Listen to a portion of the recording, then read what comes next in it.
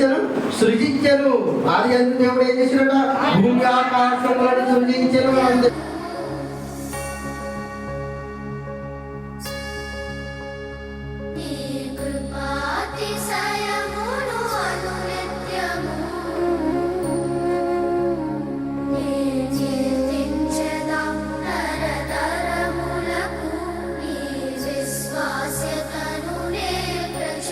పన్నెండులో ఇప్పుడైనా మీరు ఉపవాసం ఉండి కన్నీరు విడిచుచు దుఃఖించుచు మనపూర్వకముగా తిరిగి నా యొద్దకు మీరు రండి.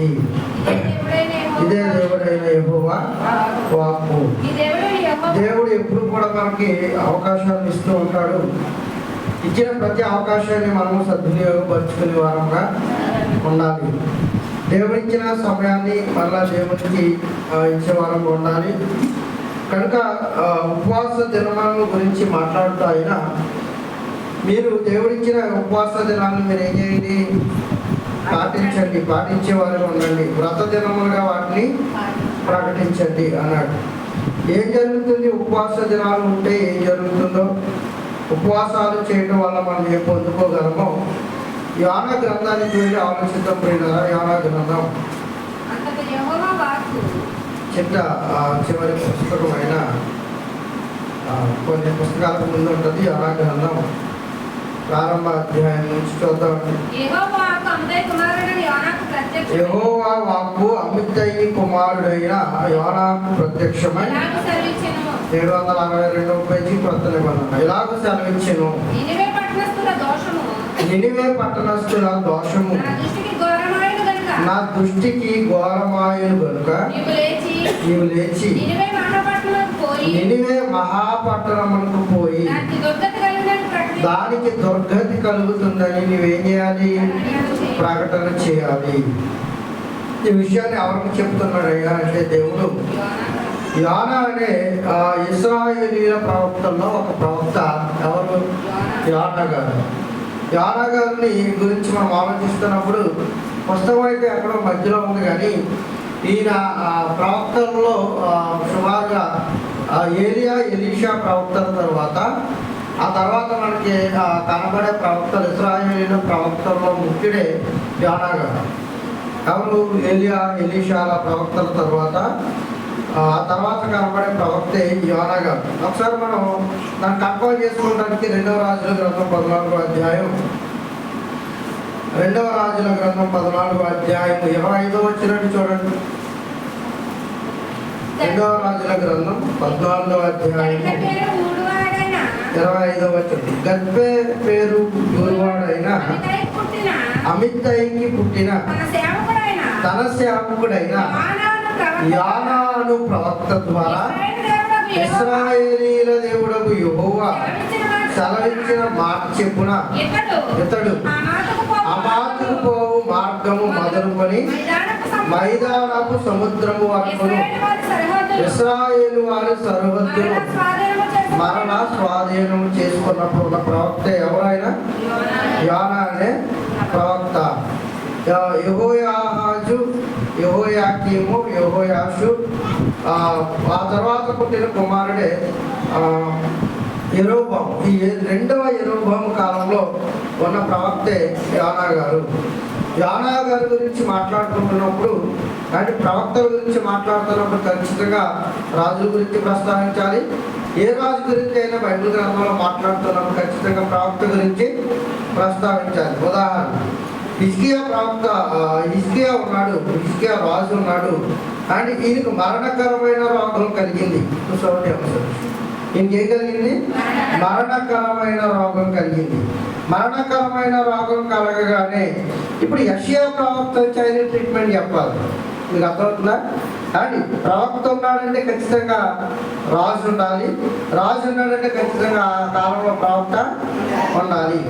అందుకే హిజ్కియా కాలంలో రాజు కాలంలో మనకు కనబడుతున్నవాడు ఎవడు? యెషయా ప్రవక్త. కానీ ఏలియా ఎలీషాల కాలంలో ఆ ఆహాబు రాజు కనబడుతుంది, ఇజ్రాయేల్ కనబడుతుంది. ఆ కాలంలో ఏలియా గారి ప్రవక్తగా కనబడుతుంటాడు. ఆ తర్వాత కాలంలో ఎలీషా ప్రవక్తగా కనబడుతుంటాడు. ఇలా రాజులకు కానీ ఈ ప్రవక్తలకు సత్సంబంధాలు కలిగి ఉంటాయి.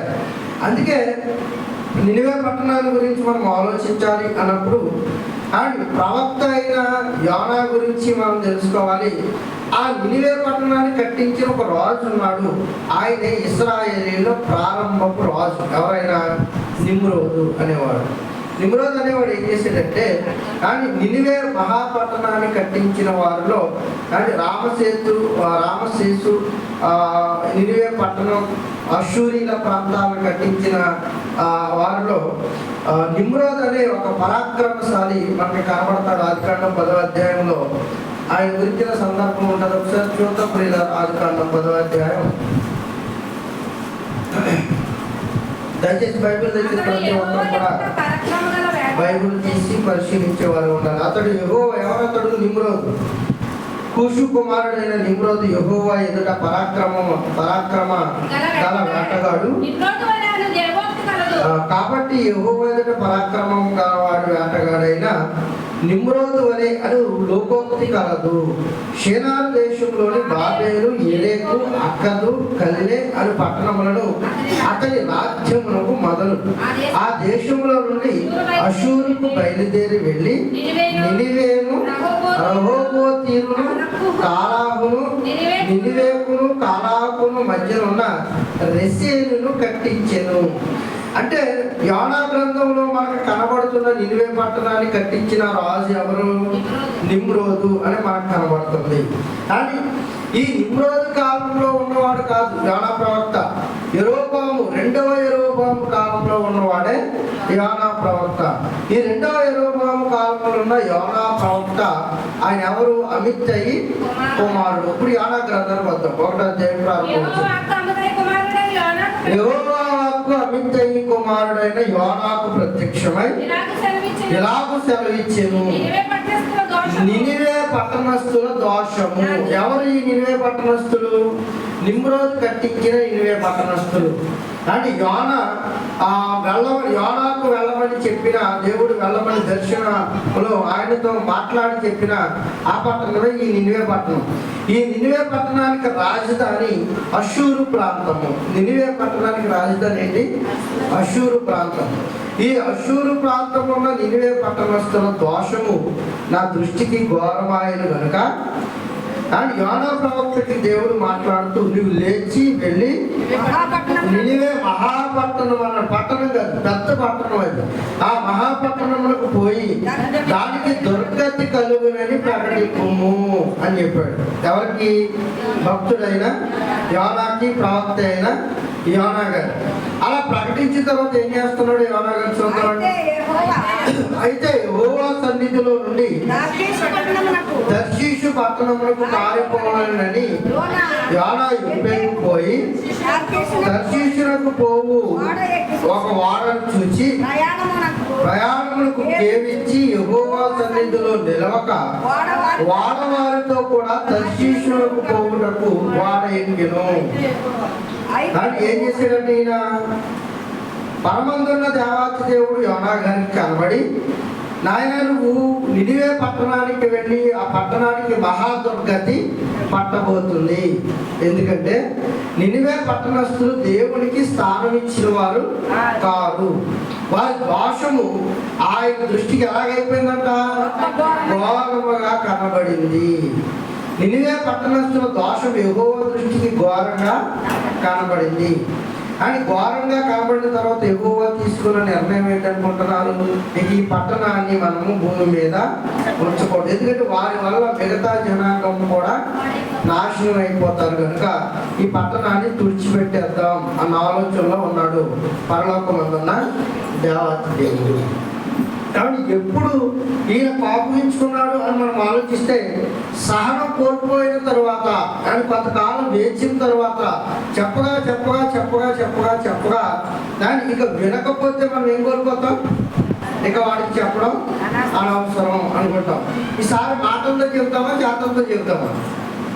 మాటలతో చెప్పాల్సినవి అయిపోతాయి, ఇక చేతలే మిగులుతాయి. చేతలు కూడా ఆవిడ ఆ మాటలు చేతల్లో కూడా వినటం లేదు అనుకోండి, ఇక ఆఖరిగా ఈ భూమి మీద ఉండకూడదు. ఇదే కదా పగ, ద్వేషం, కానీ ఆఖరికి హతమార్చడం.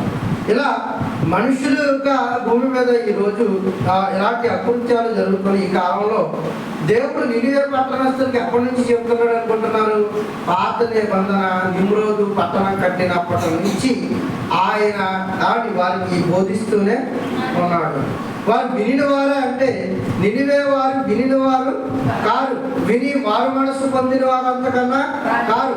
కానీ వీళ్ళ కాలం తర్వాత చాలా భయంకరమైన సంఘటనలు జరిగాయి. కావాలి జలప్రళయం కానివ్వండి, లోతు పట్టణంలో సుధోమ కుమార పట్టణాలు తగలబడి పడటం కానివ్వండి, ఇవన్నీ చూస్తున్న మీరు యెహోవా యందు ఏం కలిగి ఉండాలి?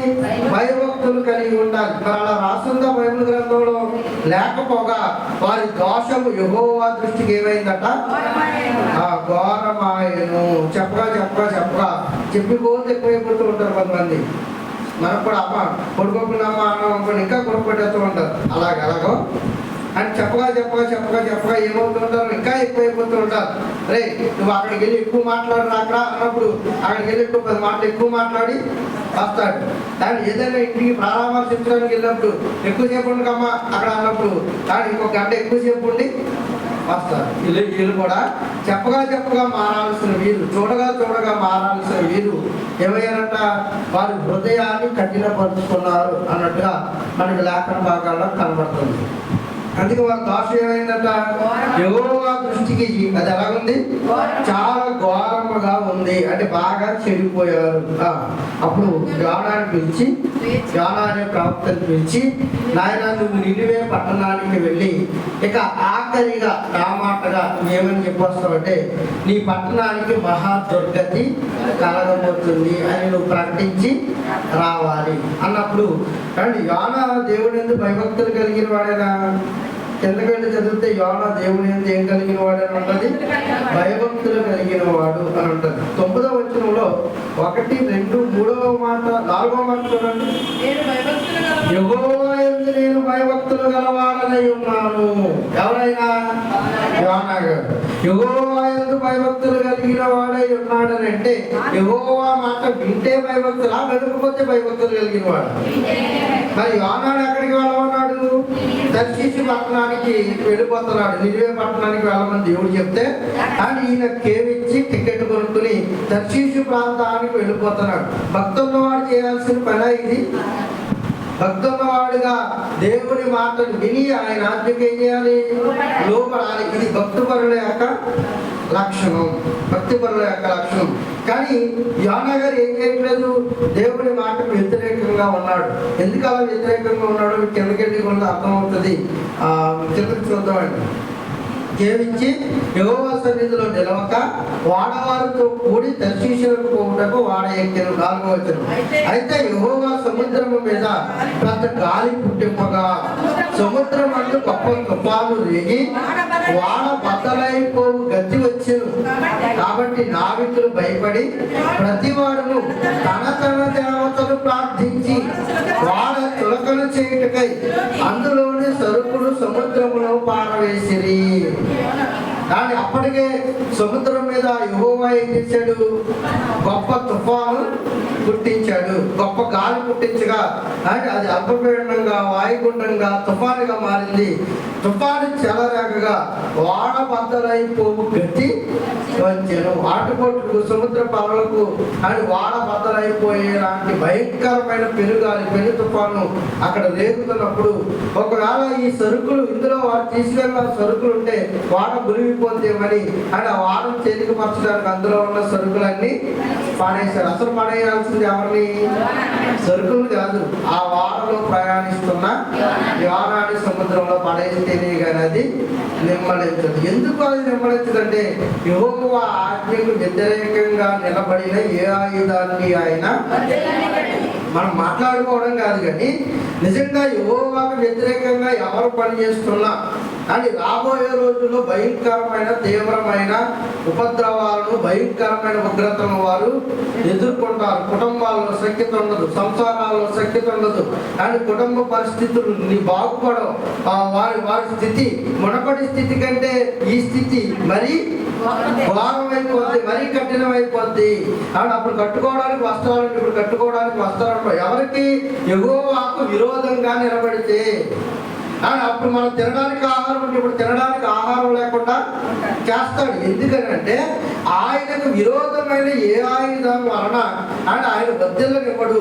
పైపెచ్చు ఆయన వలన భూమి మీద సమస్తము కలిగి ఆయన వలన సమస్తము మనకు అందుతున్నప్పుడు ఏదైతే ఆయన వలన మనకు అందుతుందో దాన్ని అంతా ఏం చేస్తాడు? ఆపించేస్తాడు. ఆయన మనకి దాన్ని అందేటట్టుగా చూడడు. అందుకే యెహోవాను వ్యతిరేకించిన ఏ కుటుంబాలైనా మీరు అవసరమైతే వెతికి తలచి భూతత్వాలు పెట్టుకుని చూడండి. ఇప్పుడు బాగోవచ్చు కాక భవిష్యత్ కాలంలో వారి జీవితాలు సర్వనాశనానికి వెళ్ళిపోతాయి. యెహోవాను విసర్జిస్తే ఎవరైనా అంతేనండి. వారైనంతే, మేమైనంతే, మీరైనా అంతే. అందుకే యెహోవాకు విరోధంగా మనం ఏ దశలోనూ మనం నిలబడే వారంగా ఉండకూడదు. ఒకవేళ నిలబడితే మనం వర్తిల్లడానికి అవకాశాలు ఉండవు. అందుకే ఇక్కడ ఆయన యెహోవా మాట తిరస్కరించి ఆయన ప్రయాణం ఆరంభించగానే ఆయన ఏం చేశాడంటే తర్షీషు ప్రాంతానికి వెళ్ళిపోతున్నాడు. నినివే ప్రాంతానికి వెళ్ళమంటే దేవుడు ఊరుకుంటాడా? నేను చేయొద్దన్న పని, నేను కాదు అన్న పని, నేను చెప్పకూడని పని చేస్తే ఆయన చేతకాని వాడుగా చేతులు కట్టుకుని కూర్చుంటాడా? అందుకే సముద్రానికి ఆజ్ఞ ఇచ్చాడు. ఆజ్ఞకి ఏం చేశాడు? గొప్ప తుఫాను బయలుదేరాలి అని సముద్రానికి ఆజ్ఞ ఇచ్చాడు. అప్పుడు సముద్రం ఆయన మాట వింటదా? భూమి అందులో సమస్తమును ఎందుకు వినాలి? కలిగించిన వాడు ఆయన కనుక. ఆయన లేకుండా ఏ తీరు కలగలేదు. అలాంటిది నేను దేవుని చేయి దాటి దేవునికి కప్పెట్టి దేవుని మాట వినుకోకుండా వేరొక ప్రాంతానికి ప్రయాణమై వెళ్ళిపోతాను అని ఒకవేళ మనం బొచ్చెక్కేసినా పెడుతున్న రూట్ మార్చి మరలా అదే రూట్ లో తీసుకొచ్చి ఎక్కడెక్కావో అక్కడే నిలబెట్టగలిగే సమర్థుడు ఎవరు? ఆయన మాత్రమే. అది చేసేయగలండి. ఆయన నువ్వు ఏదో తిరగమార్గలేంటి, ఏదో టికెట్ తీసుకుని ఏమెక్కేసినా మళ్ళా ఎక్కడున్నావు అని మళ్ళీ అక్కడికి తీసుకువచ్చి అక్కడే నిలవబెట్టి నీ పాదాలు పెట్టగలిగిన సమర్థత ఆయన దగ్గర ఉంది. ఈ విషయం ఎవరికి బాగా తెలుసు? యోనాకి బాగా తెలుసు. అమ్మో, నేను ఆయన నుండి నేను ఎలా తప్పించుకోగలను? ఆకాశానికి ఎక్కిపోయిన ఆయన అక్కడ ఉంటాడు, భూమండలానికి ఎక్కిపోయిన ఆయన అక్కడ ఉంటాడు, నేను సముద్ర దిగంతములకు దిగిపోయిన ఆయన అక్కడ ఉంటాడు. మరి అలాగని ఈ నుండి ఎలా తప్పించుకోగలను అంటే మొండి వైఖరి కానీ అక్కడికి వెళ్తే మీరు నా మాట వింటారా? నేను బతికించుకుని నేను అరుచుకోవాలి తప్ప నినివే పట్టణస్తులు నా మాట వింటారా? అప్పటికే వాళ్ళు ఎలా ఉన్నారు? భయంకరులుగా, క్రూరులుగా, దోషములతో నిండిపోయి ఉన్నారు. ఎవరికి ఏం చెప్పి మార్చగలండి? ఏమన్నారండి? ఎవడు ఏం చెప్పినా వినడు. మనం ప్రకటించాం, అమ్మ 3 రోజులు ప్రార్థనలు అని ప్రకటించాం. విన్నారా? వినరు. మనం దీన్ని ఏం చేయాలంటే ఒకరోజు ఆ ఉపవాస ప్రార్థన కింద ప్రకటిస్తే వింటారా? ఆ రోజు కూడా నైట్ వింటారనమాట. అర్థమవుతుందా? 3 రోజులు ఉపవాస దినాలు ప్రకటించామా? ఈసారి 20 రోజుల నుంచి లాగేద్దాం అనుకున్నాం. సతీష్ నేను 20 రోజులు ఎక్కేద్దాం ఉపవాస ప్రార్థనలో అనుకున్నాం. 3 రోజులకే రాకపోతే 20 రోజులకి ఆడు నేను పాట పాడుకోవడం, డబ్బు కొట్టుకోవడం చేయాలి. మనకి ఏమైపోతారు? ఎవరో ఒకరో ఇద్దరు వస్తారు. మాకు ఖాళీగా ఉన్నవాళ్ళు ఎవరో, లేదంటే మనకి ఎన్ని పనులు, ఎన్ని ప్రయాసాలు, ఎంత ఎంత రాబడి ఆగిపోద్ది. ఈ లెక్కల కంటే పై లెక్కలు ఆయన వేయగలడు.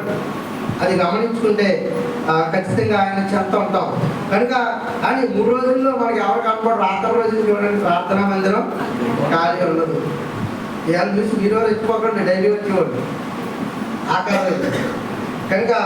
దాన్ని ఒకరోజు ఉపవాస ప్రార్థనని ప్రకటిస్తే బాగుంటుందేమో, అంతేనమ్మా? ఎందుకంటే ఆఖరి రోజున వస్తున్నారు కదా అందరూ. ఆఖరి రోజు ఒకరోజు ఎక్కుతుంటే 3 రోజులు ప్రార్థన కదా. ఆఖరి రోజున 3 రోజులు ఉపవాస ప్రార్థన తీసి ఒకరోజు ఉపవాస ప్రార్థన అని ఎందుకుంటే ఆ రోజు కూడా ఏం చేస్తారంటే పగల వారి సాయంత్రం వస్తారు. అప్పుడు మనం ఏం చేయాలి? సాయంత్రం ఉపవాస ప్రార్థన పెట్టుకోవాలి. అలా పెట్టుకున్న తర్వాత సాయంత్రం వచ్చేవాళ్ళు ఉంటారా? అందుకే ఇలాంటి వారికి ఏం చెప్పి మారుస్తాడండి? ఏం చెప్పి మార్చగలడు? ఎవరు? యోనా. అని 3 దాటి 2, 2 దాటి 1, 1 దాటి 0కి వెళ్ళిపోతే అని 0కి వెళ్ళిపోయి ఈ పర్సంటేజ్కి ఏం బోధించి మారుస్తాడు? అందుకే ప్రభా నువ్వు నన్ను వెళ్ళమంటున్నావు కానీ వాళ్ళు నా మాట వినరయ్యా అని ప్రార్థన చేస్తే ఆయన మాట అండు. అవును, పరలోకంలో ఉన్న దేవుడు యోనా ప్రార్థిస్తే ప్రభా వాళ్ళు ఎవరు నీ మాట వినరు, అయినా వెళ్ళమంటున్నావు, నేను వెళ్ళను ప్రభా, నన్ను విడిచిపెట్టే ప్రభా అంటే ఆయన మాట విన్నాడు కనుక అది యోనా ఏదో రకంగా మనం దారి తప్పించుకుని వెళ్ళిపోదాం అని వెళ్ళాల్సిన మార్గాన్ని విడిచిపెట్టాడు. ఏమెక్కేశాడు? తర్షీషు పట్టణానికి వెళ్ళే వాడను ఎక్కాడు. మనం కూడా ఆయన వెళ్ళాల్సిన పడవ, ప్రయాణించాల్సిన పడవ ఎక్కాలి అని ఆయన మనం ఏం తీరానికి చేస్తాడో ఆ పడవ ఎక్కాలి. ఆఖరి దశలో ఎక్కి వచ్చేద్దామంటే ఈలోగా ఇది ప్రయాణం ఆరంభించేసింది. నువ్వు తర్వాత ఏం చేయాలా? ఈదుకుంటూ మధ్యలో పోవాలి తప్ప ఆఖరిలో వచ్చి ఎక్కడానికి దీనికి అవకాశం ఉండదు. రైట్, అందుకే ఆఖరిలో మొదలెట్టకూడదు. ఎక్కడి నుంచి మొదలెట్టాలి? ప్రారంభం నుంచి మొదలెట్టాలి.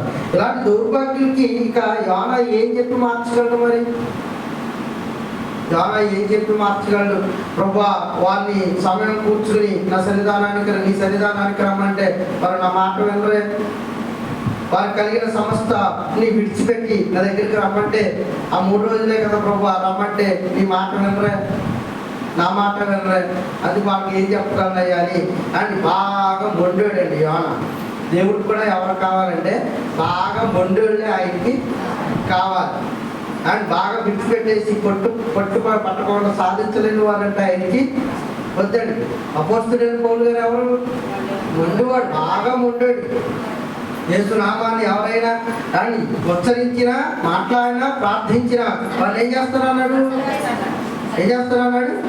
కత్తుకు తునకలుగా నరికి చెప్పేస్తాను అన్నాడు.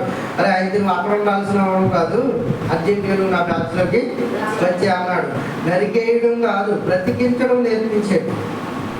నరికేయడం ఎవడైనా నేర్పుతాడు, ఎవడైనా నరికేయగలదు. కత్తి పట్టుకుంటే ఈజీగా ఏదో ఒక్కడు బ్రతికించి చూడు, దేవుడికి నిలబెట్టి చూడు ఒకసారి అన్నాడు. అండ్ వారిని బ్రతికించడానికి ఈయనకు శిరచ్ఛేదనం చేయించుకున్నాడు.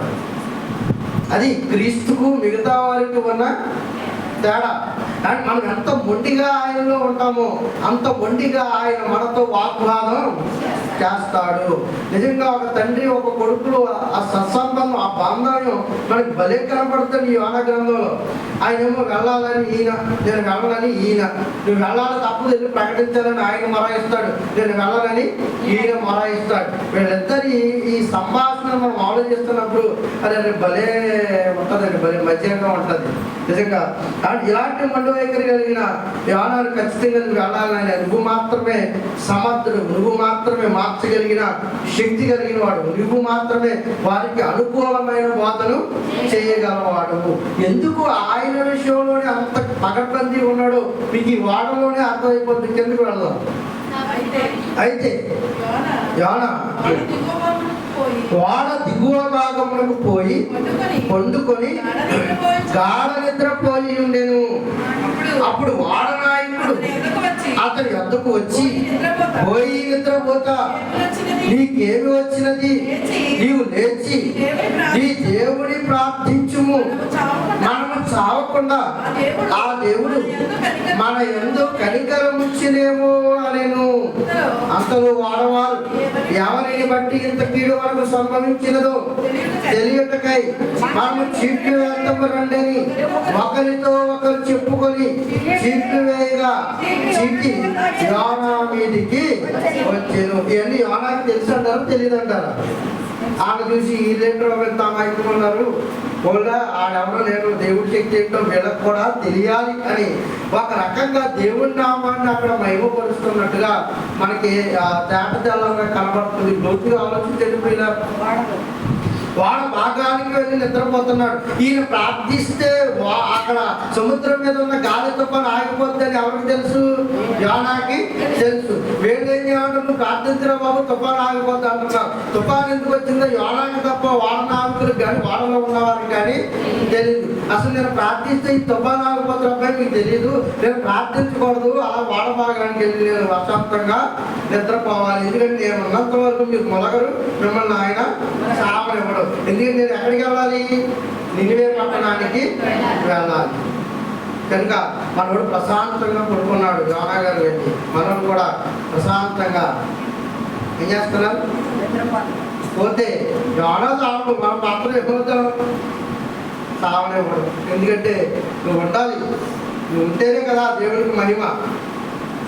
రైట్, నువ్వు ఉంటే పడుకుని వారు ఎవరో మనకి బాగా తెలుస్తుంది. నువ్వు లేకపోతే పడుకుని వారు అందరూ సమానమైపోతారు. కనుక యోనా వలె పోయి నిద్రపోతా అది పేరెంటించుకోకండి, ఆ చేత అలా వినిపించుకోకండి.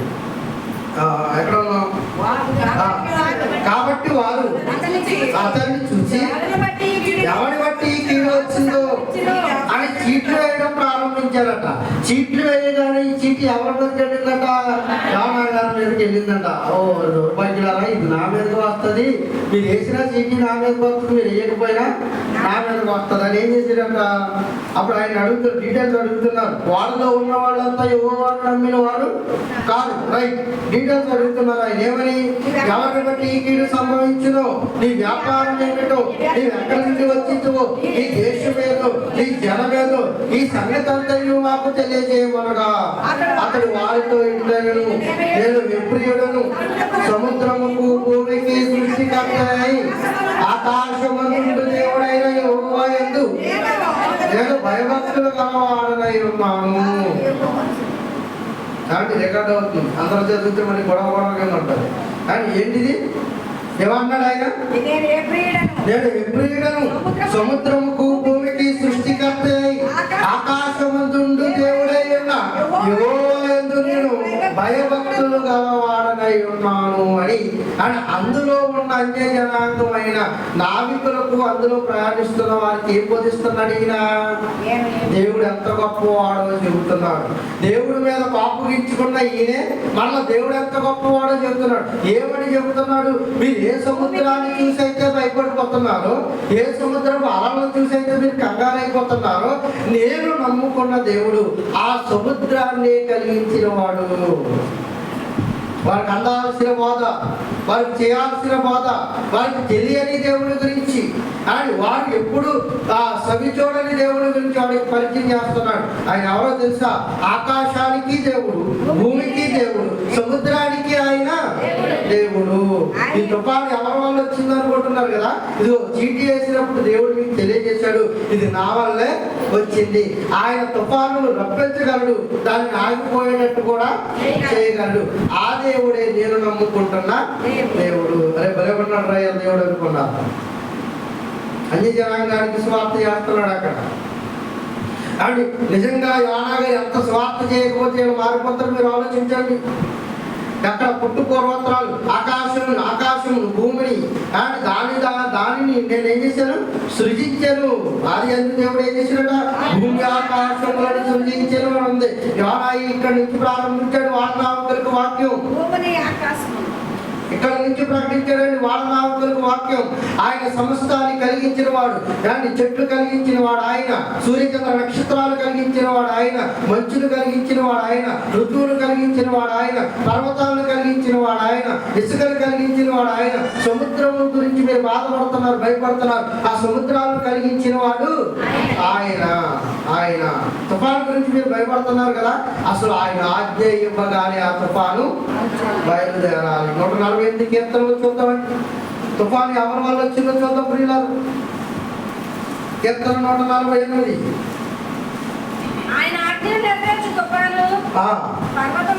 ఇంకా పైన చదువుతామండి.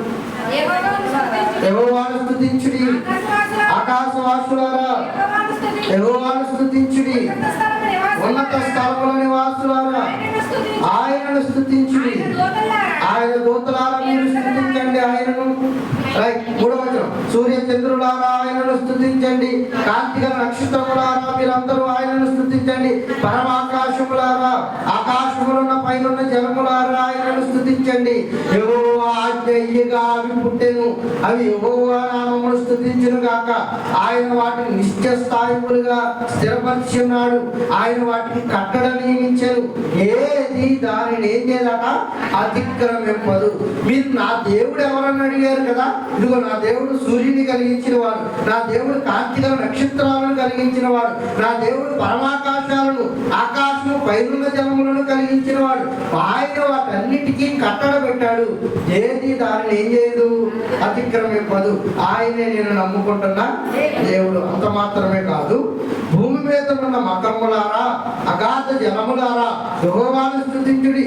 అగ్ని వడగన్నులారా, హిమమ ఆవిరి ఆయన ఆజ్ఞను నెరవేర్చు తుఫాను. అంటే ఈ సముద్రం మీదకి తుఫాను రావడానికి కారణం కూడా ఎవరు? యోనా గ్రంథంలో యోనా నినివే పట్టణానికి వెళ్ళాల్సిన వాన తర్షీషుకి వెళ్ళిపోతున్నప్పుడు సముద్రం మీద గాలిని తుఫాను ఆయన పుట్టించగా అని మనం చదువుకున్నాం. ఈ గాలిని సముద్రమును తుఫాను ఆయన పుట్టించిన వాడు ఎవరట? యెహోవాయే అని ఎవరికి చెబుతున్నాడు? వాడలో ఉన్న నావికులందరికీ చెబుతున్నాడు. ఆకాశానికి భూమికి సృష్టికర్త ఆకాశమందుండు దేవుడైన యెహోవా యందు నేను ఎవరిని భయభక్తులుగా వాడనై ఉన్నాను. తాను యెహోవా సన్నిధిలో నుండి పారిపోవచ్చున్నట్టు అతడు ఆ మనుషులకు తెలియజేసి ఉండేది కనుక వాళ్ళ సంగతి తెలుసుకొని మరింత భయపడి నీవు చేసిన పని ఏమని అడిగిరి. ఏంట్రా బాబు, ఇవన్నీ కలిగించిన వాడిని నువ్వు ఎక్కడికి వెళ్ళి తప్పించుకుంటావు? ఎక్కడికి వెళ్ళి తప్పించుకున్నా ఆయన కంటికి నువ్వు కనబడతావు కదా. నువ్వు ఆయన శిక్షకు పాత్రలు ఎందుకు అవుతావు? నువ్వు అర్జెంటుగా ఆయనకు సరెండర్ అయిపోవాలి. కానీ నీవు చేసిన పని ఏమని అతనిని అడిగిరి. నువ్వు చేసిన పని ఏమని అతనిని అడిగిరి. ఈ పదం మనకి ఎక్కడ కనబడుతుందంటే, ఆదాము అవ్వలు తినొద్దన్న వృక్ష ఫలాన్ని తినేసిన తర్వాత అంటే దేవుడు అడుగుతున్నాడు, అదమ్మా నీవు చేసిన పని ఏమిటి? నీవు చేసిన పని ఏమిటి అని. మన కయ్యను ఉన్నాడు, తన తమ్ముడైన ఏబేలుని చంపేసినప్పుడు కయ్యను దగ్గరికి యెహోవా ఆత్మ వెళ్ళి కయ్యను పిలిచి నీవు చేసిన పని ఏమిటని మళ్ళీ అక్కడ కూడా అడిగాడు. అని మళ్ళీ ఇక్కడ కూడా అడుగుతున్నాడు. ఏమని? వాళ్ళ నావికులు అడుగుతున్నారు, నువ్వేం పని చేసేవారు అబ్బాయి? యెహోవాకు విరోధంగా నడిచావు. అక్కడ కయ్యను వర్దిల్లాడా? అక్కడ అవ్వమ్మ వర్దిల్లిందా? వారి మీదకి కానీ భయంకరమైన ఉగ్రతను తెచ్చుకున్నారు కదా అని ఇవన్నీ వీళ్ళు మాట్లాడగలుగుతున్నారంటే బైబిల్ వాక్యాలు తెలియని వీళ్ళు. అని యోనా ఎంత సబ్జెక్ట్ ఇచ్చి ఉంటాడు వాళ్ళకి మీరు ఆలోచించండి. యోనా వీటన్నిటి గురించి మాట్లాడితే కానీ వారికి కూడా తెలియదు. అప్పుడు ఏదైతే ప్రశ్నలు వారికి సంధించి చెప్పాడో ఆ ప్రశ్ననే యోనాను అడుగుతున్నారు, నువ్వు చేసిన పని ఏమి? ఇక్కడ తెలుసు.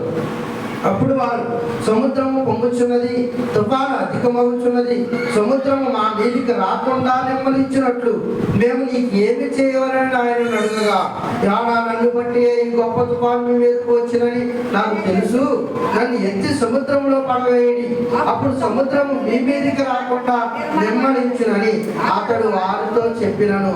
వారు వాడ దరికి చేర్చుటకు తెడ్లు బహుబలముగా వేసిరి, గాలి తమకు ఎదురై తుఫాను బలము చేత సముద్రము పొంగి ఉండుట వలన వారి ప్రయత్నము వ్యర్థమాయను.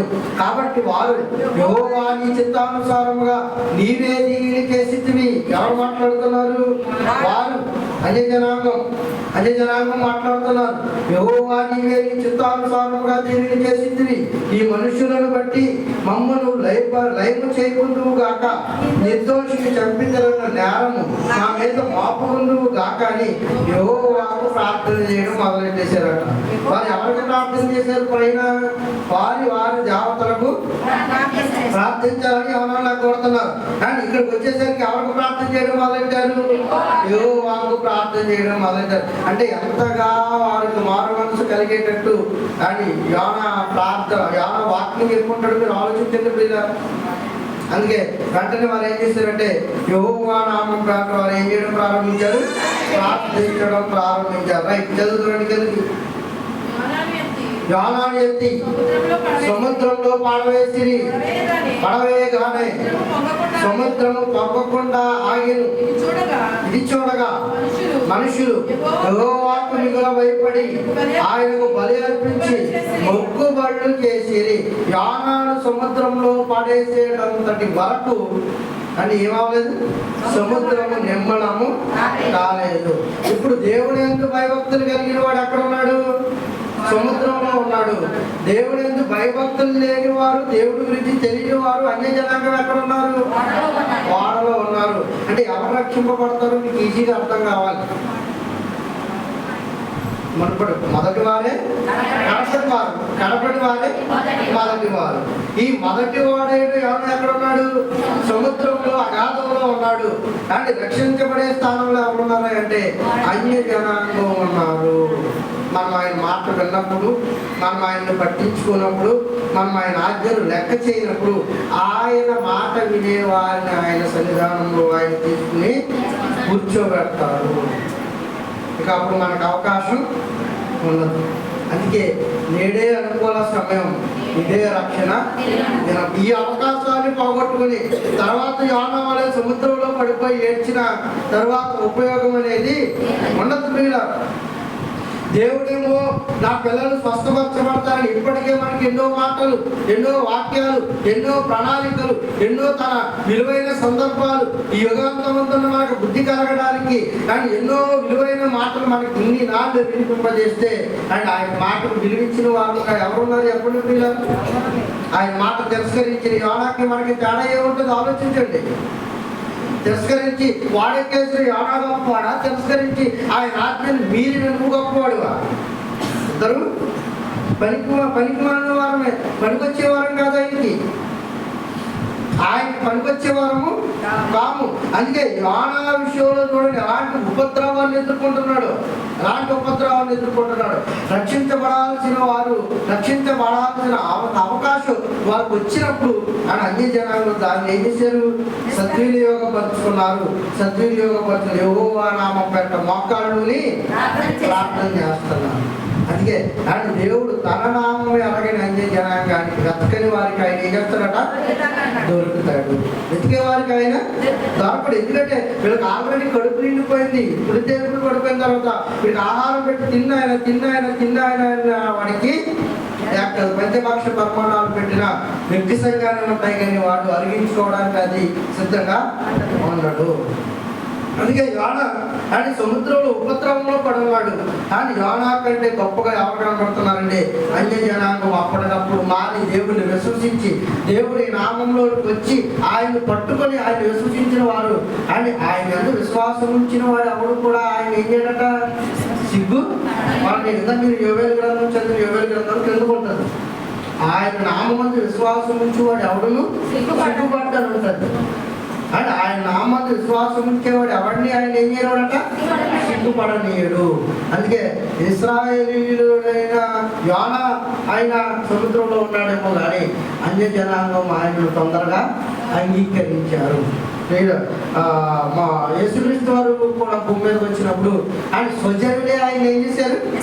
తిరస్కరించారు. నువ్వు దెయ్యం పట్టిన వాడు అన్నారు. కానీ నువ్వు మాకు వాక్యాన్ని బోధించొద్దన్నారు. నువ్వు ఇక్కడ స్వస్థతలు చేయొద్దన్నారు. కానీ అన్య జనాంగం అలా ఎక్కడ ఆయన్ని దూరపరుచుకుని ఆయన చేదరించుకోలేదు. ఏం చేశారు? ఆయన్ని ఆహ్వానించారండి. ఇంట్లోకి ఆహ్వానించారు. మాకు రక్షణ కావాలని అడిగారు. అనే జనాంగం తొందరగా ఆయన తెలుసుకున్న తర్వాత మళ్ళీ పాతపడిపోతారు కదా. పాతపడిపోయిన తర్వాత వీళ్ళు కూడా ఏమైపోతారంటే మొదటి వారు కాస్త కడపటి వారు అయిపోతారు. కాదు, క్రీస్తులో మొదటి వారుగా ఉన్నప్పుడు ఎలా ఉన్నామో అండ్ ఆ తర్వాత కూడా అంతే విశ్వాసాన్ని కలిగి ఉండాలి. అండ్ ఇక ఈయన ఏం చేశారట? సముద్రంలో ఎత్తి పారవేసి యెహోవాకు మొక్కుబడి చేసుకున్నారట, బలేర్పించారట. అప్పుడు గొప్ప మత్స్యము ఒకటి ఆనాడు రెండవలనని యోనా యెహోవా నియమించి ఉండగా యోనా 3 దినములు ఆ మత్స్యము యొక్క కడుపులో ఉండెను. కానీ యోనాడు ఏం చేశాడు? తర్షీషు పట్టణానికి టికెట్ కొనుక్కొని ఎక్కాడు. ఓరి అబ్బాయి టికెట్ ఎందుకురా, మనకు నీకు వాటర్ రెడీ చేసుకుంటాను, ఇది ఫ్రీ. ఎన్ని రోజులు? 3 రోజులు ప్రయాణం నీకు ఫ్రీ. ఆహారం అక్కర్లేదు, నీళ్ళు అక్కర్లేదు, అన్ని ఫెసిలిటీస్ కూడా ఫ్రీ. అది ఎత్తింటే నువ్వు అదే తింటావు, అది ఎత్తాడితే నువ్వు కూడా అదే తాగుతావు, నీకు అన్ని ఫ్రీ. నేను చూసుకుంటా ఈ ప్రయాణం నిశ్చింతగా చేసుకొని అని ఒక వాడు సిద్ధపాటు చేశాడు. ఒక మహామత్యము ఆయన పడేయగానే ఆ మహామత్యం ఆయన్ని చేసింది. యోనా నిర్ణయం ఏంటి? చావనైనా చేస్తానేమో కానీ నేను నినివే పట్టణానికి మాత్రం వేదనని బిగించుకొచ్చాడు. నువ్వు చావడానికి నేనేమన్నా రాను, నీ బాగుని నిన్ను నేనేలా చావలేస్తాను, నిన్ను బ్రతుకుండగానే ప్రాణాలతో ఎక్కడికైతే నువ్వు వెళ్ళమంటున్నావు ఆ రేవు పట్టణం దగ్గరికి నేను తీసుకెళ్ళి వదిలేస్తానని ఆయన చూసారా. ఇద్దరిలో ఎవరు కూడా తగ్గేదే లేదు అన్నట్టుగా అని వారి వాదోపవాదాలు మనకు కనబడుతూ ఉంటాయి. అందుకే చావైనా చేస్తాడేమో, అందుకే నీవే పట్టణానికి వాళ్ళు కూడా తర్చీసు వాడెక్కాడు. వాడు తర్చీసు వాడెక్కితే చంపేస్తాడేమో అనుకుంటున్నాడు. ఆయన మాట వినలేదు కనుక ఆయన చంపుకుంటాడులే అనుకుంటున్నాడు. కాదు కాదు కాదు ఆయన చంపుకునే తత్వం కలిగిన వాడు కాడు. అవసరమైతే నీ ఉపద్రవాన్ని తొలగించి బ్రతికించుకుని మరలా ఆయన మాట వినేటట్టుగా చేసుకుంటాడు తప్ప నేను ఎందుకంటే ఆయన చంపేసుకుంటాడు. అందుకే ఆయన వరకు ప్రాణం పెట్టాడు. ఆయన నేను చంపుకోవడానికి, నేను చేజార్చుకోవడానికి, నేను వదిలేసుకోవడానికి ఆయన నీ కొరకు ప్రాణం పెట్టాడు కాదు. ఆ ఉగ్రతల బారి నుండి నిన్ను ఎలాగైనా ఆయన సరిచేర్చాలి, గొట్టెక్కించాలి అని ఏ చేప అయితే ఆయన మింగిందో ఆ చేపకు ఆజ్ఞ ఇచ్చాడు. 3 దినముల ప్రయాణం చేసి ఏం చేసింది? నినివే పట్టణపు రేవులోనికి వెళ్ళి ఆయన్ను కక్కింది. రైట్, కక్కిన తర్వాత మనం ఏం చేస్తాం? 3వ అధ్యాయం చూద్దాం. 1వ అధ్యాయం 3వ అధ్యాయం సిమిలర్గా ఉంటాయి, 2వ అధ్యాయం 4వ అధ్యాయం సిమిలర్గా ఉంటాయి. కనుక 2 వదిలిపెట్టి 3కు వద్దామండి. అంతటా యెహోవా వాక్కు 2వ మారుగా నాకు ప్రత్యక్షమై సెలవిచ్చినదేమనగా, నీవు లేచి నినివే మహాపురమునకు పోయి నేను నీకు తెలియజేసిన సమాచారము దానికి ప్రకటన చేయుము. నేను నీకు ఏదైతే తెలియజేశానో దాన్ని నువ్వేం చేయాలి? ప్రకటన చేయము. కాబట్టి ఇప్పుడు యోనా ఏం చేశాడు? ఇక తప్పదు, ఇంకెక్కడికి వెళ్ళినా శాపతో అయినా తీసుకొచ్చేస్తాడు, లేకపోతే గాడి మీద ఎక్కించుకైనా తీసుకుని వచ్చేస్తాడు. ఆయన మాత్రం వాదోడు ఆఖరికి కొడుకే లొంగిపోయాడు. ఎవరికి? తండ్రికి లొంగిపోయి, మహాప్రభువులు చెప్పమనో కనుక ఈ పని ముందు చేస్తే ఏమో తెలిసే పిల్లరా, వాడలో ఉన్న వారు రక్షణను కోల్పోదురు. ఇదంతా దేవుని ప్రణాళికే. యోనా ఏ పక్కన వెళ్ళినా ఆత్మను రక్షించాలన్నది దేవుని యొక్క ధ్యేయం. కనుక యోనా సముద్రంలో పడేయండి అని అనకపోతే అక్కడ వారికి రక్షణ భాగ్యం ఉండేది కాదు. యోనా వల్ల ఈ సముద్రం పొంగుతుందని వారు తెలుసుకోకపోతే అక్కడ వారు రక్షింపబడేవారు కాదు. ఏ పక్కకి వెళ్ళినా ఆయన వాక్యము వాడిగల 2 అంచుల కట్నము లాంటిది. ఆయన పని మీద వెళ్ళినా ఆయన పని చేయించుకుంటాడు, ఆయన పని కాకుండా వేరే పని మీద వెళ్ళినా ఆయన పనే చేయించుకుంటాడు. టోటల్గా ఆయన పని చేయడం అయితే ఏమవుదు? తప్పదు. అప్పుడప్పుడు మా అమ్మగారిని పట్టడానికి సిద్ధమవుతున్నప్పుడు మరి చెప్పలు కొట్టించుకున్నాను ఏం చేయాలి? రాయాలి. కొట్టించుకోకపోయినా హోంవర్క్ చేయాలి. కనుక కొట్టించుకోవడం కంటే కొట్టించుకోకుండా నువ్వేం చేయి? హోంవర్క్ రాసి ఆ ఫార్ములా ఈ ఫార్ములా హోంవర్క్ కొట్టించుకోకుండానే రాసేయి. అప్పుడు నాకు అర్థమవుతుంది. అర్థమై జాగ్రత్తగా విసుక్కులో కసుక్కులో హోంవర్క్ మొత్తం ఏదో రకంగా రాసేస్తాడు. కనుక అని నువ్వు వెళ్ళాలి. వెళ్ళేం చేయాలి? నినివే పట్టణానికి దుర్గతి పట్టబోతుందని ప్రకటించాలి. ఇప్పుడు మనోడు ఇక ఎటు వెళ్ళడానికి అవకాశం లేదు, ఇంటే వెంటారు పోతారని ఏం చేశాడు? వెళ్ళి వాళ్ళకి ప్రకటించడం మొదలుపెట్టారు. నినివే పట్టణము 3వ వచనం. కాబట్టి యోనా లేచి యెహోవా సెలవిచ్చిన ఆజ్ఞ ప్రకారం నినివే పట్టణముకు పోయాను. నినివే పట్టణము దేవుని దృష్టికి గొప్ప దయ, 3 దినముల ప్రయాణం అంత పరిమాణం గల పట్టణము. యోనా పట్టణంలో 1 దిన ప్రయాణం అంత దూరం సంచరించు ఇక 40 దినములకు నినివే పట్టణము నాశనమగునని ప్రకటన చేయగా, నినివే పట్టణపు వారు దేవుని యందు విశ్వాసం ఉంచి వారు ఏం చేస్తున్నారో చూడండి. ఉపవాస దినము చాటించి గనులేమి అలుపులేమి అందరూ గోనె బట్ట కట్టుకునేది. ఆ సంగతి నినివే రాజు కనబడినప్పుడు అతడును తన సింహాసనం మీద నుండి దిగి తన రాజవస్త్రములు తీసివేసి గోనె బట్ట కట్టుకుని బూడిదలో కూర్చుండెను. అంత మాత్రమే కాదు, మరియు రాజైన తాను ఆయన మంత్రులకు ఆజ్ఞ ఇయ్యగా, ఒకవేళ దేవుడు మనసు త్రిప్పుకొని పశ్చాత్తాప్తుడై మనము లయము కాకుండా తన పాపాగ్ని చల్లార్చుకొను కనుక మనుషులు ఏది పుచ్చుకోకూడదు. మనుషులు మాత్రమే కాదు, పశువులు కూడా ఏది మనుషులు ఏమి పుచ్చుకోకూడదు, పశువులు కూడా ఏమి పుచ్చుకోకూడదు. పశువులు ఏమైనా పుచ్చుకోవాలనుకున్నాడు అనుకోండి, మనుషులు పశువులకు గర్భవతికి వెళ్ళాలి కనుక మనిషి ఎక్కడికి రాడు? సన్నిధానంలోకి రాడు. అందుకే ఆయన ఈ పశువులు కూడా ఏం ఉపవాసం చేయించి అన్నాడు. ఇలా చెబితే తింటారా అన్నాడు. అలా అలవయ్యా నీకు బాగా గడిచిపోతుంది, నాకు అదే ఆధారం. అయినా దేవుడు పరిపూర్ణంగా అర్థం చేసుకోవడం రావాలి. ఎంత చెప్పినా అర్థం అవ్వదు, ఏమిటో తెలియదు. మీరు ఆ స్థాయికి రావాలని నేను కోరుకుంటున్నాను. కానీ దేవుడి ఆజ్ఞలో ఉంటే ఎలా ఉంటుందో, దేవుడి ఆజ్ఞని మీది ఎలా ఉంటుందో ఆ తర్వాత జరిగే పరిణామాలని మీరు ఆలోచించుకోండి. ఆ తర్వాత జరుగుతాయి పరిణామాలు, చాలా పరిణామాలు జరుగుతూ ఉంటాయి. ఆ పరిణామాలు మీరు ఆలోచించుకోండి. ఇది దేవుడి వల్లే కలిగింది అని అర్థం చేసుకోండి. ఆ తర్వాత అదే నేను మీకు చెప్పేది. రైట్, సంచరించి 40 దినాలకు ఏమొస్తుంది అన్నాడు, ఉపద్రవం వస్తుంది అన్నాడు. మనవాడు ఏం చేశాడు, రాజు ఏం చేశాడంటే మంత్రులకి కానీ పిల్లలకి మొత్తం అందరికి చాటించి పశువులు కానీ ఎద్దులు కానీ గొర్రెలు కానీ మేత వేయకూడదు, నీళ్లు కూడా త్రాగకూడదు. మనుషులందరూ తమ దుర్మార్గములను విడిచి తాము చేయి బలాత్కారం వేయాలి, మానివేయవలెను. మనుషులేమి పశువులేమి సమస్తము గోలు పట్ట కట్టుకొనవలెను.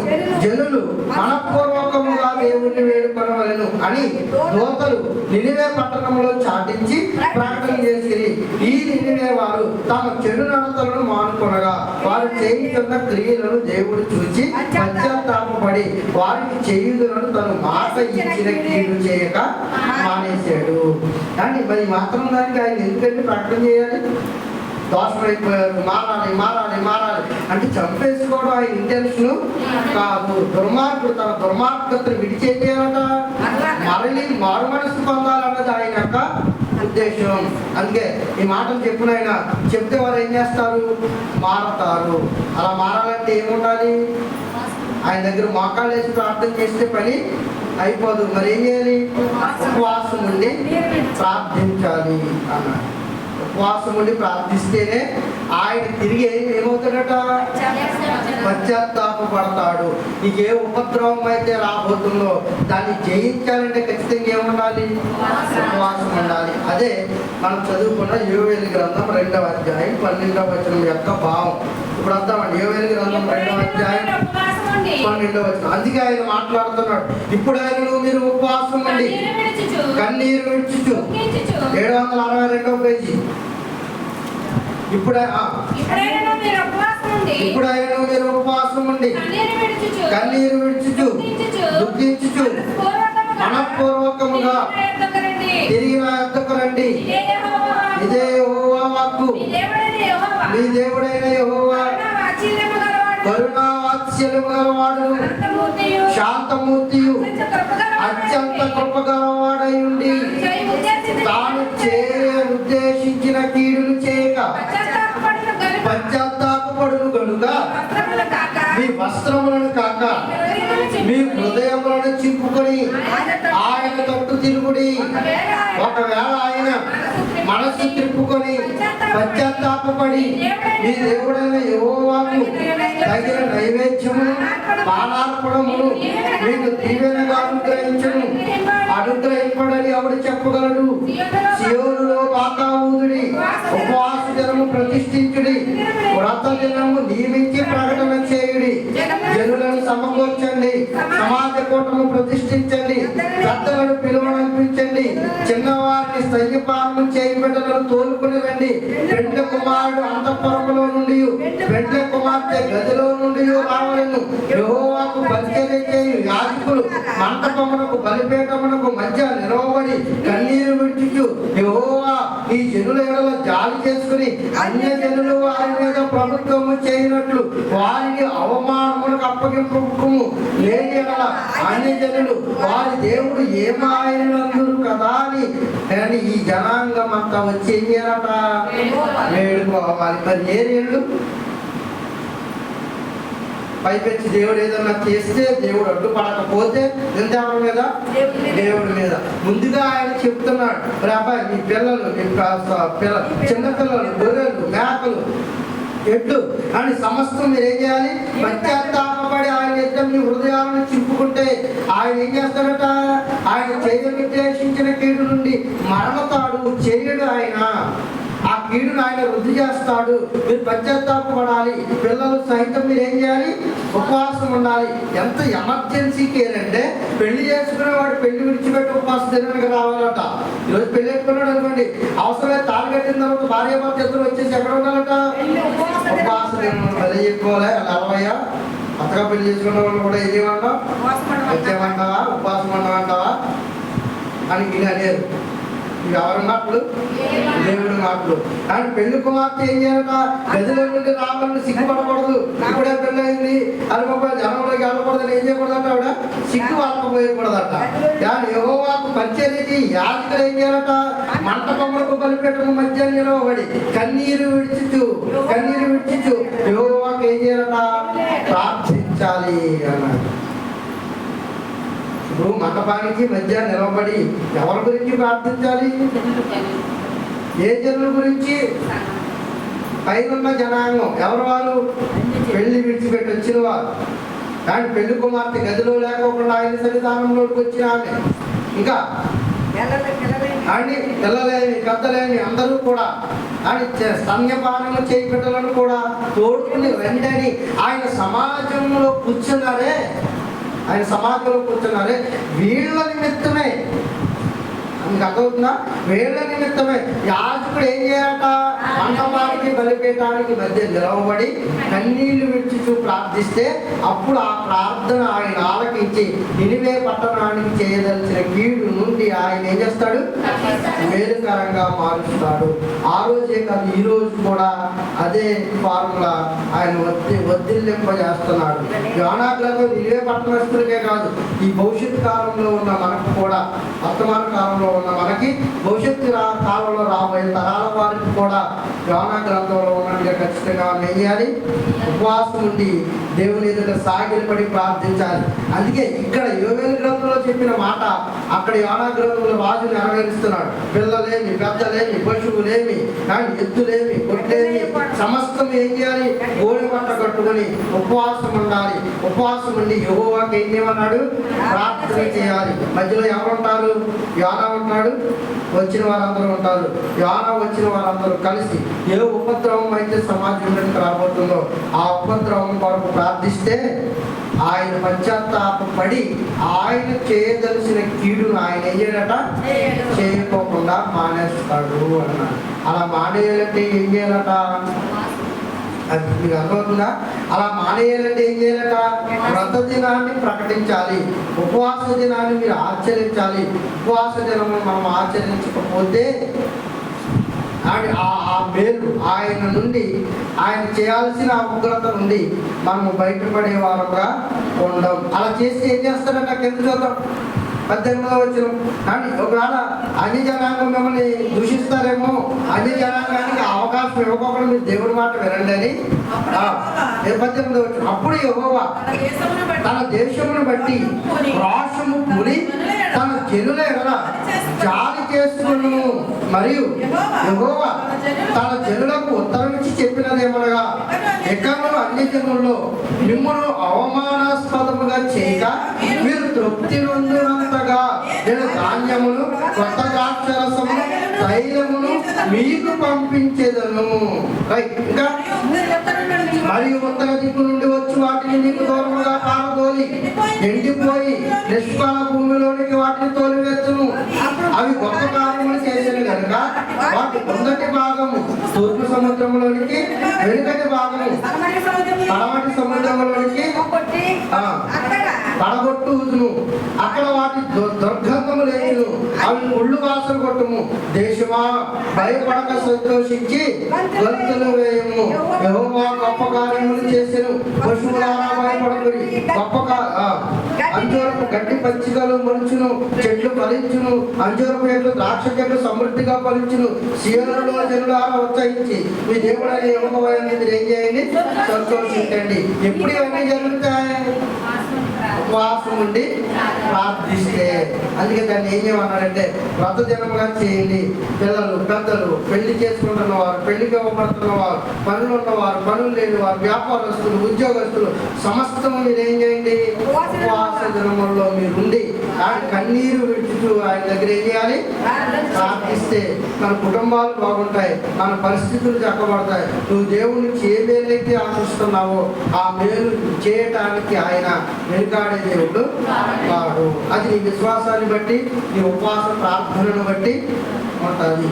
ఏదో అయ్యగారు రమ్మన్నారని అంటే అయ్యగారి మీద ప్రేమతో అమ్మగారు చెప్తారని అమ్మగారి మీద ప్రేమతో వచ్చిన వాళ్ళు చాలా మంది ఉన్నారు. ఇక్కడ సత్యార్థం చూద్దాం. లేరనుకున్నారా? ఆశ్రమం గారికి భయపడి ఉపవాసములు వచ్చిన వాళ్ళు ఉన్నారు. ఇలాంటి పనులు మానేయాలా, దేవునికి మనం భయపడాలి. దేవుడు ఆజ్ఞ ఇచ్చాడు కనుక మనం ఏం చేయాలి? తూచా తప్పకుండా పాటించాలి. కానీ ఎంతకాలం భయపడి చేస్తాం? దేవునికి భయపడండి, దేవునికి లొంగుబాటు కలిగి ఉండండి. దేవుడు ఆజ్ఞలు అన్నిటికీ మీరే వారిగా ఉండకండి. దేవుడు ఆజ్ఞలు మనం మీరేమా, మనం ఆయన ఎదిరించి మనం బాగుపడేది ఏమీ ఉండదు. కొన్ని వేల జీవితాలు మీకు ఉదాహరణ కాబట్టి ఒకసారి అలాంటి జీవితాలు మీకు దొరుకుతట్టు ఆలోచించుకోండి. ఈ కళ ఆయన బయలుపరుస్తాడు. మనం ఆ ఉపలబ్ధి నాకు అనకూడదని మొదటి రోజు ఉపవాసకుడు ద్వారా తెలియజేస్తూ కొద్ది మాటలు ఆయన నిపుణులు ఆశీర్వదించి జీవించను కాక కళ్ళు మూసుకుంటే ప్రార్థన చేస్తున్నాడు. సగ ఆశీర్వచన స్తోత్రములకు కారణముగా మమ్మల్ని కలదండి. అయాన్ని బిడ్డలు నీ మాటలు విన్న ప్రతి వాక్యాన్ని దృష్టిలో చెత్తుకోకుండా నీరు కట్టి ఫలింపు దయచేయండి తండ్రి. నీ నామం నుండి మేము గొప్ప మేలు గొప్ప కార్యాలు, నీ రాష్ట్రం నుండి మేము బయటపడాలి అని అంటే ఉపవాస దినాన్ని మేము అనుగ్రహం చేయాలని, దాన్ని పాటించాలని చిన్నలు పెద్దలు పశువులు స్తనపానములు ఇచ్చేవారు. ఇవన్నీ ఎప్పటికీ మా సొంత కార్యాలనే చూసుకొనక ఇదిగో నీవు ఇచ్చిన అవకాశంలోనైనా ప్రభా నీ కార్యాలను వెతికే వారుగా మేము ఉండటానికి అనేకులైన ఆత్మ పూర్ణులు కానీ పిల్లలు తీర్చిదిద్దండి. ప్రతి వాడి హృదయంలో ఈ మాటలు స్థిరస్థాయిలుగా ఇదిగో ప్రభా వాటి నివాసం చేయించుకొని అడుగుచున్నాను. ఇదిగోనైనా భక్తితోనూ ఇదిగోనైనా మొహమాటాలతోనూ నీ సన్నిధానానికి రాక దేవుడిని ఆరాధించాలి, ఆరాధించి ఆయన ఇచ్చే మేలును మనం పొందుకోవాలి అని ప్రతి వారు బాధ్యతగా తీసుకొని నిన్ను ఆరాధించాలి, నిన్ను సన్నిధించాలి, నిన్ను మహిమపరచాలి. తద్వారా కుటుంబాలు ప్రభు ఇదిగోనైనా గొప్పగా వర్ధిల్లింప చేయాలి. ఇదిగోనైనా అలాంటి ఆశీర్వాదాలు ఈ బిడ్డల మనోనేత్రాలు వెలిగించండి. నిన్ను ఆశ్రయిస్తే ఏం జరుగుతుందో, నిన్ను తృణీకరిస్తే ఏం జరుగుతుందో, నీ మాట వింటే ఏం చేసుకోగలమో, నీ మాటను ధిక్కరిస్తే మేమేం సాధించగలమో ప్రభు ప్రతి వారు వారు మన్నన చేసుకుంటూ వారి హృదయాలను భద్రపరుచుకొని వారి హృదయాలను వారి విశ్వాసాన్ని కాపాడుకుంటూ నీ సన్నిధానంలో వచ్చి ప్రభు మాకాళ్ళు అడుగుతున్నారు. అయ్యా ప్రతి బిడ్డ అడుగుచుండగా ప్రతి వారు మాకాళ్ళు అడుగుతామని పావుగంట సేపు దేవుడు ఆరాధనలో గడిపేవారు ఉందా? నీ మోకాళ్ళు సరిగ్గా నిలవబెట్టి దేవుని ఎదుట మోకాళ్ళు ఆకాశమందున్నది దేవాది దేవునికి కృతజ్ఞతలు చెల్లిస్తూ మీ అవసరతలు, మీ కుటుంబ అవసరతలు, మీ భక్తుల మార్పుల కొరకు, మీ బిడ్డల మార్పు కొరకు, బిడ్డల ప్రయోజనాల కొరకు నోరించే వాళ్ళు ఉందాం. మోకరోజు అందరికి నోరించాడు మాట్లాడడానికి, దేవుడి సన్నిధానంలో మాట్లాడే అవకాశం, దేవుడితో మాట్లాడే అవకాశాన్ని ఎవరు కోల్పోయే వారు ఉండొద్దు. ప్రియుల ప్రతి ఒక్కరూ కూడా ప్రార్థించేవారుగా ఉందాం. ముఖ్యంగా మీ కొరకు కూడా ప్రార్థించేవారుగా ఉండండి. మీ కుటుంబాల నిమిత్తం ప్రార్థించుకుంటూ అభికి 3 దినాల తర్వాత విడుదల కలిగేటట్టు ప్రతి ఒక్కరు కూడా ప్రార్థించండి. యెహోవా అగ్ని మనతో ఉండాలి, యెహోవా తేజస్సు మనతో ఉండాలి, యెహోవా మహిమ మనతో ఉండేటట్టుగా మీ నైవేద్యాన్ని దేవునికి వేద్దాం. ప్రియుల స్తోత్రం స్తోత్రం స్తోత్రం స్తోత్రం. ప్రతి ఒక్కరు కూడా నోరు తెచ్చి కన్నీరు విడిచి దేవుణ్ణి ఆరాధించేవారికి ఉండాలి. ఆకాశమందు నీవు తప్ప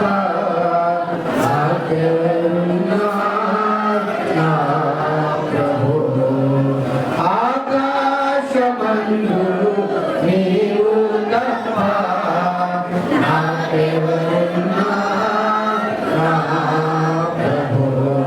ఎవరి మీద ఆధారపడద్దు. పిల్లలు బంధువులు మన పలకరించరు, స్నేహితులు మన పలకరించరు, రక్త సంబంధికుల మీద ఆధారపడితే మనల్ని గమ్యానికి చేర్చలేరు. ఆ దినమున ఆస్తి అక్కడికి రాదు, నీకున్న బంధువర్గం వారు అక్కడికి రాదు. బంధు ప్రీతిని చూసి దేవుని విడిచిపెడుతున్నావేమో, ఇదిగో నీకున్న పరిపాట్లను బట్టి దేవుడికి దూరంగా ఉంటున్నావేమో, ఇదిగో నీ వెంట ఏది వచ్చేది కాదు అని గ్రహించాలి. మన శోధనలు తీయాలంటే ఆయనే, మన వేదనలు తొలగించాలంటే ఆయనే, మనకు మార్గాన్ని సరళము చేయాలంటే ఆయనే. ప్రతి ఒక్కరు కూడా ఎలుగెత్తి ప్రార్థిస్తాం. స్తోత్రం స్తోత్రం స్తోత్రం స్తోత్రం స్తోత్రం. స్తుతిపాత్రుడా స్తోత్రుడా స్తోత్రుడు పూజారుడా స్తుతిపాత్రుడా ఆకాశమందు నీవు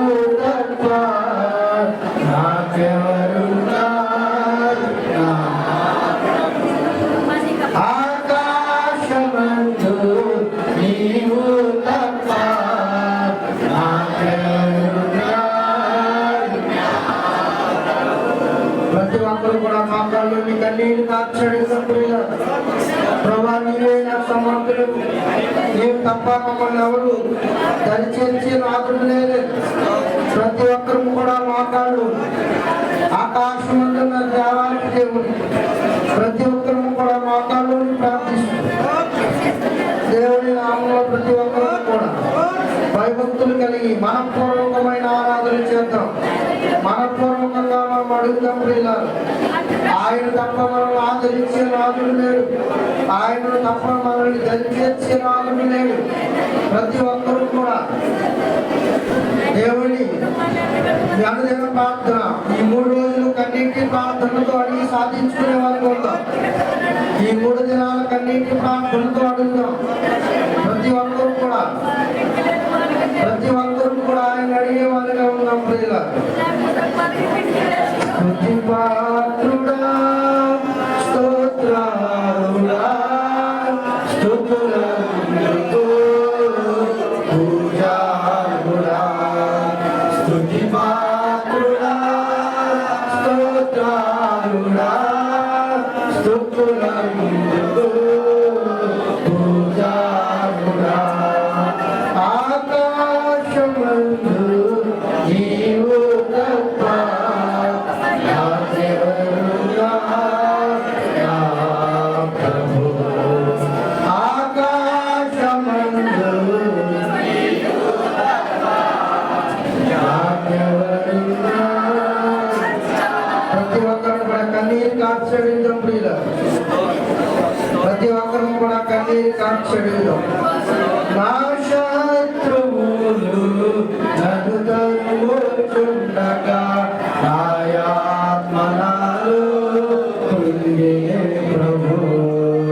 నా శత్రువులు నిన్ను తరుముచున్న శోధన, నిన్ను తరుముచున్న వేదన, నిన్ను తరుముచున్న ఆర్థిక ఇబ్బందులు ఏవైతే నేను శత్రు సమూహంగా ప్రవేశి తరుముతున్నాయో ప్రతి ఒక్కరు కూడా వాటి నిమిత్తం ప్రార్థిద్దాం.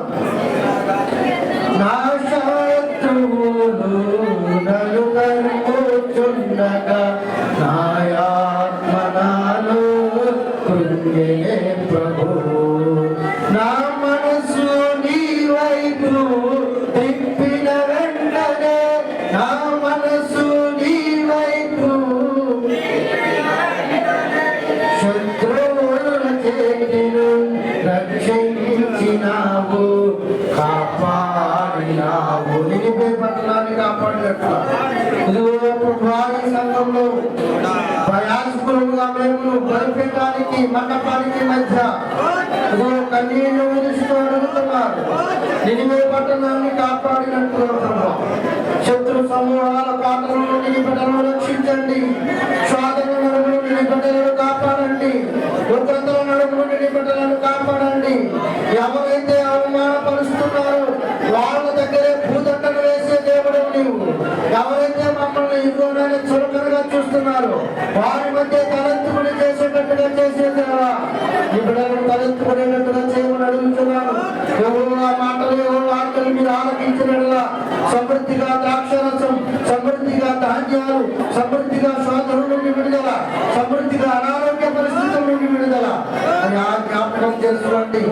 ఆకాశమందు నీవు తప్ప నాకెవరుగా నా ప్రభు.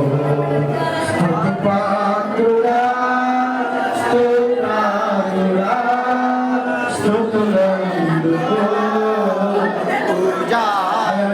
మాట్లాడుతున్నారు స్తుతులందుకు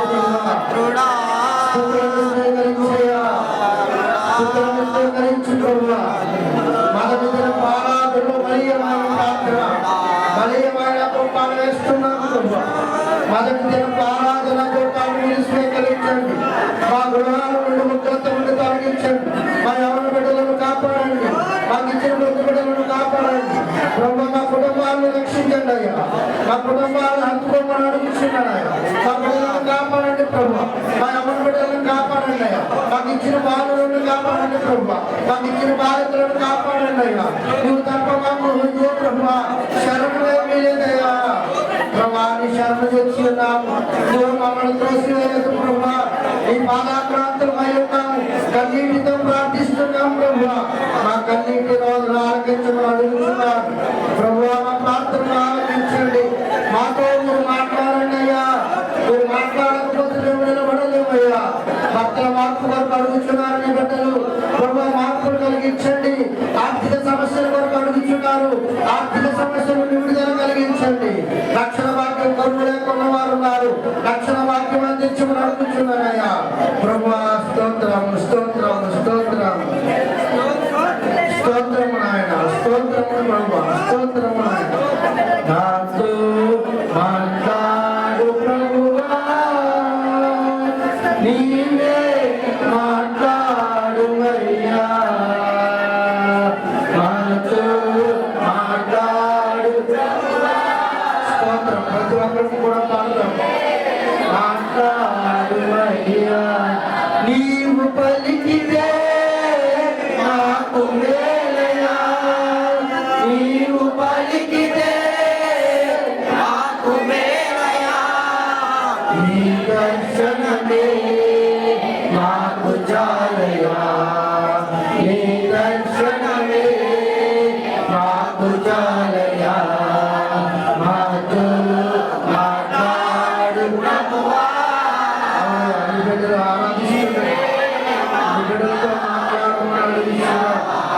ప్రభు మౌనంగా ఉండే దేవుళ్ళను కాదు అయ్యా. వెళ్ళినట్టు చెవు మందము కాలేదయ్యా. రక్షింపడానికి వెళ్ళినట్టు నీ హస్తము కొరచ కాలేదు ప్రభు. బిడ్డల ప్రార్థన ఆలకించండి, రోజులు ఆలకించండి. ఉపవాస దినాల మొదలు కొడుతున్న ప్రభు. అభి నీ బిడ్డ అన్య జనాభా మధ్యలో వచ్చిన నీ బిడ్డ అభిని నీ చేతులకు అప్పగిస్తున్నాను ప్రభు. అభి విషయంలో గొప్ప కార్యాలు చేయండి, ఘనమైన కార్యాన్ని చేయండి. ఇప్పటికే చాలా పరిస్థితులను మెరుగుపరిచారు, చక్కటి ఆరోగ్యాన్ని ఇచ్చారు, చక్కటి ఆయుష్ని ఇచ్చారు. ఇదిగో అభి విషయంలో ఏ మూర్ఖులైతే నోరు మాట్లాడుతున్నారు వారి నోరు ఇదిగో వేస్తున్నాను బంధింపబడును కాక ప్రభు. ఇదిగో నాయన నీ బిడ్డ విషయంలో గొప్ప కార్యాలు చేయండి.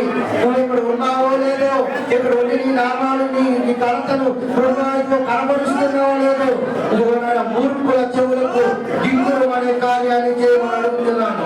ప్రతి వారి మనోనేత్రాలు తెరవబడాలి. ఈ సన్నిధానంలో నీ ఉన్న రుజువు కలగాలి. అన్య జనాంగం మధ్యలో నువ్వు అవమానపరుచుకునే దేవుడు కాదు ప్రభు. అన్య జనాంగానికి అవకాశం ఏంటయ్యా? వారి దేవుడు ఏం చేశాడని మా మీద అన్య జనాంగ ప్రభుత్వం చేయకూడదు ప్రభు. జాలి కలిగిన దేవా, నువ్వు రాష్ట్రము కలిగి మా మీద జాలి కలిగించు ప్రభు. అభి మీద జాలి పడమని అడుగుతున్నాను. రాష్ట్రము కలిగిన దేవుడు రాష్ట్రము ఇదిగో మా మీద జాలి కలగాలి. అన్య జనాంగానికి నీవు అవకాశం ఏంటయ్యా? ఇదిగో నీ బిడ్డలో గొప్ప కార్యం చేయి ప్రభు. ఘనమైన కార్యాన్ని చేయమని అడుగుతున్నానయ్యా. అపవాది శక్తులు బంధించండి, అగ్ని గంధకాలతో బంధించండి, అగ్ని వేడుకలతో బంధించండి ప్రభు. అయినా చంద్రకు వేషక అభ్యర్థులు ప్రభు. నిత్యం అగ్ని గుండంలో ఉన్న కాలిపోయినట్టుగా ఇది అవి కాలిపోకూడదు, నీ అగ్ని మండాలి. అవి కాలిపోకూడదు, నీ అగ్ని ప్రజ్వలాలి ప్రభు. అయినా అభివృద్ధి అగ్ని వలయండి. అపవాది శక్తి లైవ్లో కావాలి. ఏ సునామంలో అపవాది శక్తిని ఈ కాలంలోనే ప్రభు ఈ పాదాలతో చిరుకు తొక్కమని అడుగుతున్నాను ప్రభు. చిరుకు తొక్కండి. అభివేశంలో ఘనమైన కార్యాన్ని చేయండి. తీసుకొచ్చిన నీ బిడ్డ విశ్వాసాన్ని బట్టి ప్రార్థిస్తున్న అభివిశ్వాసాన్ని బట్టి అయినా ప్రభు ఈ కార్యాన్ని చేయమని అడుగుతున్నాను.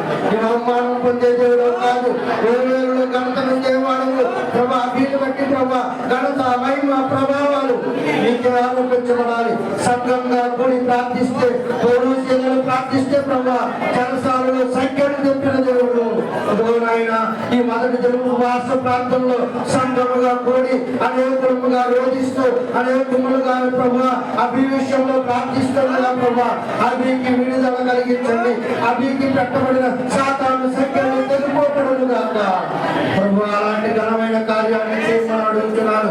యేసు నామములో ప్రభు నీకు ప్రార్థించి సిగ్గులు దేవుడు ఎవరు లేడు కనుక ఈ నామంలో ప్రార్థిస్తున్నాం. ఇదిగో సిగ్గుపరిచిన అవమానపరిచిన నీదే బాధ్యత ప్రభు. నీకే విడిచిపెడుతున్నాం అయ్యా.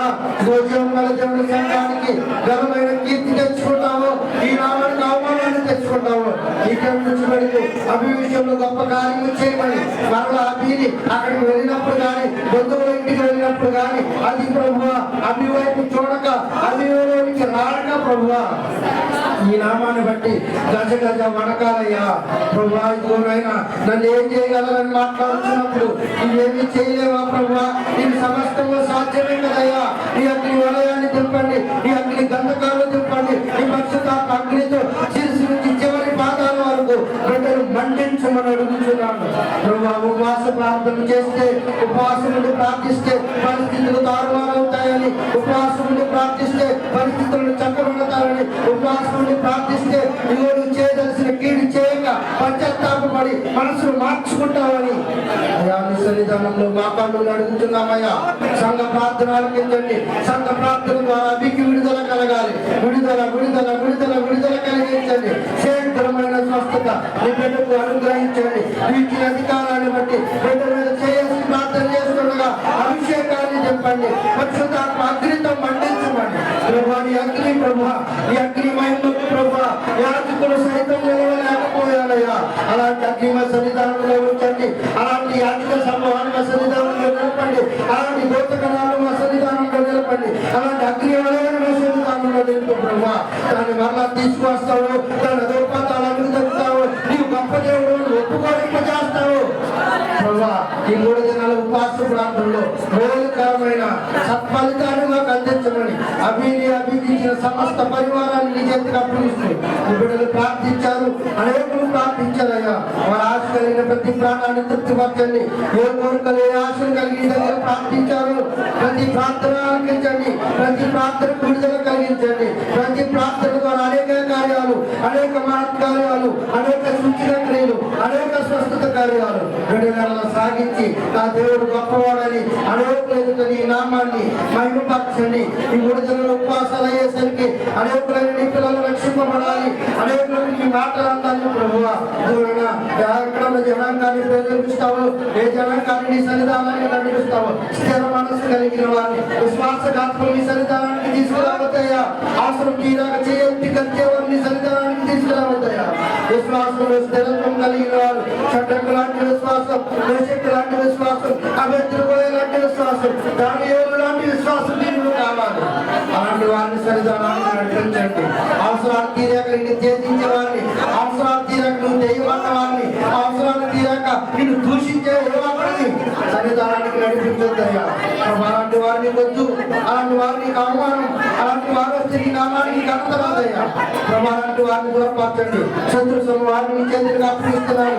మా మీద అలాంటి శత్రు శాసనం లేకుండా ప్రభా పగదించుకునే దేవుడు నీవు ఆ పగని నీకే అప్పగిస్తున్నాను ఎవరు ఈ సన్నిధానం మీద పని వేశాడు వారిని వర్తిల్లింప చేయవద్దు ఓ ప్రభు నీ సన్నిధానానికి ఇచ్చుకురావాలి ఏ ముళ్ళు పెడతావో పెట్టండి ఈ సన్నిధానానికి ప్రభువా దూరైనా పెట్టు మెట్టు ఏడుస్తూ మెట్టు ఎక్కాలి ఈ సన్నిధానంలో నీ పాదాలు పట్టుకోవాలి ప్రభా అలాంటి స్థితి మా సంఘానికి అనుగ్రహించండి ఎత్తైన పర్వతాల మీద మా సంఘాన్ని నిలబెట్టండి ఎత్తైన బాటగా మీరు నిలవబడండి ఎత్తైన పర్వతంగా మాకు ఉండండి ఆశ్రయ ఎదుర్కొంగా మీరు మాకు ఉండమని ఉన్న బిడ్డల ప్రార్థనలన్నీ చేతులుగా అప్పగిస్తూ జాతికి ధర్మం చేస్తున్న మా ప్రార్థనలు కూడా మీ సన్నిధానానికి చేర్చుకోమని ఈ దూపాన్ని మీరు స్వీకరించమని మా కుటుంబాలకు మేలుతో నింపమని ఆశ్చర్యమైన కార్యాలను చేయమని మరి ముఖ్యంగా అభివేశంలో గొప్ప కార్యాలు చేయండి సమస్తాన్ని చేతులకు అప్పగిస్తూ ప్రతి ప్రార్థన యేసు వారి నామంలో అడిగి వేడుకొని ప్రార్థిస్తున్నాను మా పరమ తండ్రి ఆమేన్ ఆమేన్ ఆమేన్ అందరికీ వందనాలు.